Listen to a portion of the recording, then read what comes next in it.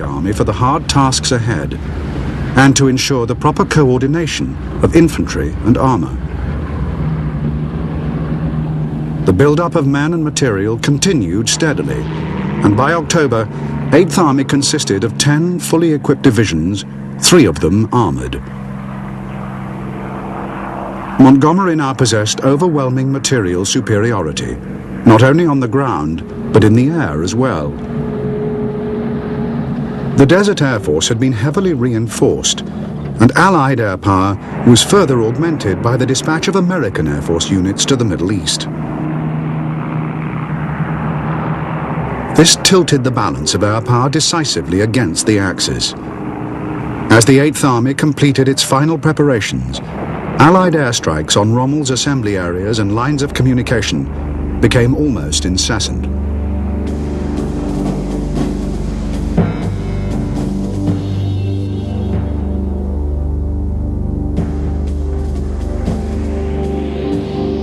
The American M3 medium tank was hastily commissioned in 1940 as an interim measure to provide the American Army with a tank comparable to those possessed by European powers. The result was a curious hybrid, half-tank, half-self-propelled gun. The main armament was a 75mm gun mounted in a right-hand sponson with a restricted traverse and capable of firing both high explosive and armor-piercing ammunition.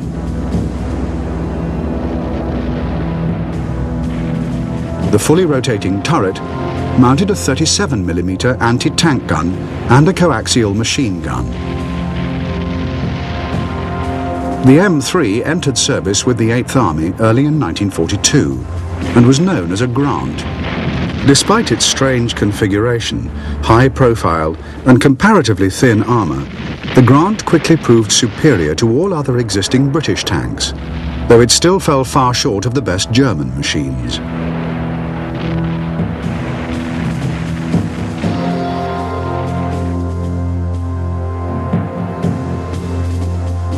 The British 6-pound anti-tank gun entered service in 1941. Hitherto, the Army had relied on a 2-pound weapon, which had proved ineffective in France and virtually useless against German face-hardened armour in North Africa. Like many British weapons, the 6-pounder suffered lengthy delays between design and production. And when it finally arrived, it was already being overtaken by improvements to German armoured plate and by superior counter-engagement weapons. It also fired only uncapped shot, which had a tendency to shatter on impact. Nevertheless, the 6-pounder was a useful defensive weapon when dug in, and could defeat most German tanks at up to 1,000 yards. The 6-pounder's replacement, a 17-pound weapon, was already in production, but only a few of these would see service in North Africa.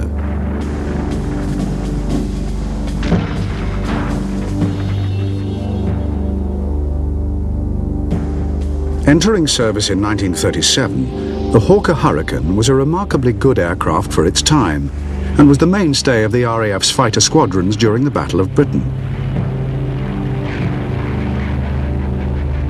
But as a fighter, it quickly gave way to the Spitfire and was gradually re-equipped as a ground attack aircraft. The Mark IIC, which appeared in 1942, mounted 4 20mm cannons, and the D version, 2 40mm cannons and 2 machine guns. These aircraft were used extensively in North Africa against all sorts of targets, including shipping, supply columns and tanks. By October, Hurricanes equipped 13 squadrons of the Desert Air Force, and although not all were yet cannon-armed, most were, and they were already sowing havoc behind the lines.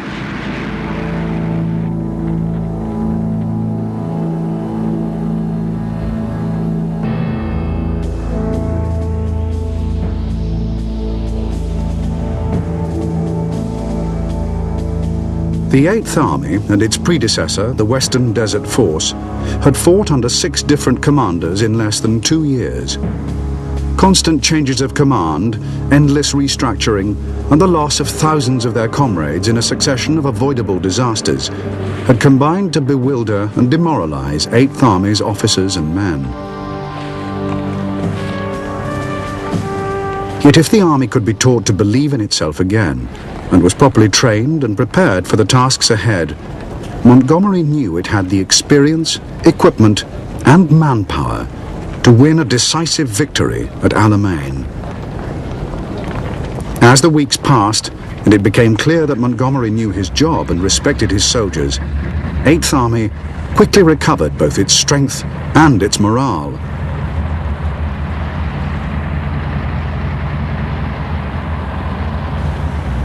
Of those forces destined for French North Africa, fully 3/4 were American. In contrast to Montgomery's veterans, they were full of confidence and enthusiasm, but many had only been partially trained, and the American army still lacked cohesion and discipline. How they would perform in the field had yet to be seen.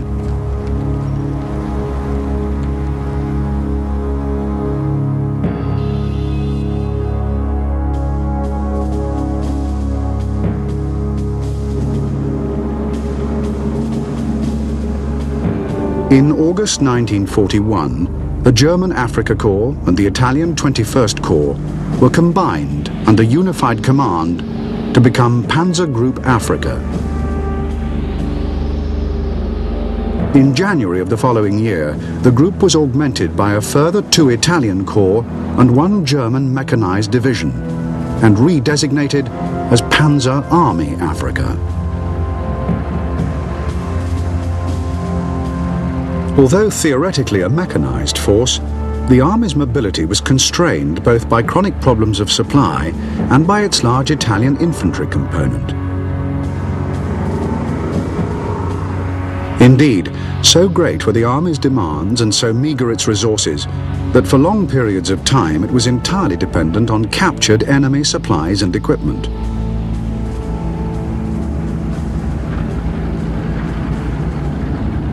By August 1942, fully 85% of its transport consisted of British and American vehicles, and British rations, fuel, and even heavy weapons all played their part in sustaining the Panzer Army in the field.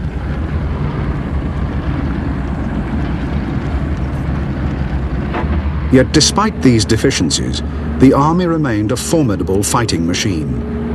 Its German component and its overall German leadership, which gave it vigor and tactical flair in offense, would ensure commitment, resolution, and courage in the coming defensive battle.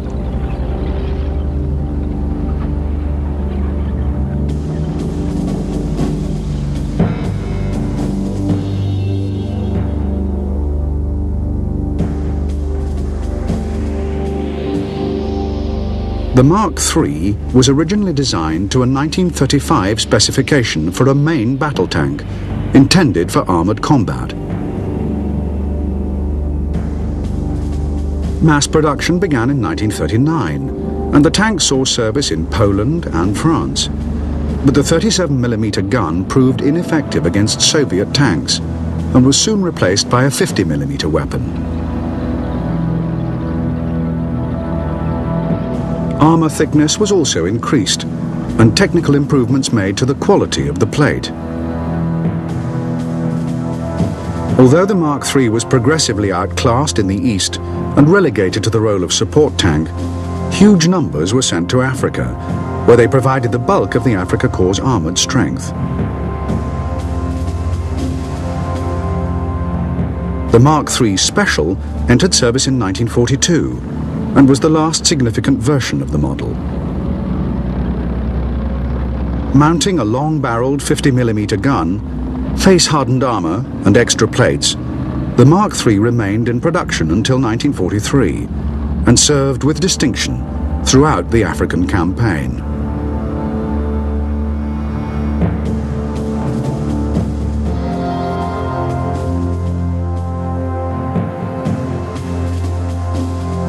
The Italian army entered the war with a tank totally unsuited to its prescribed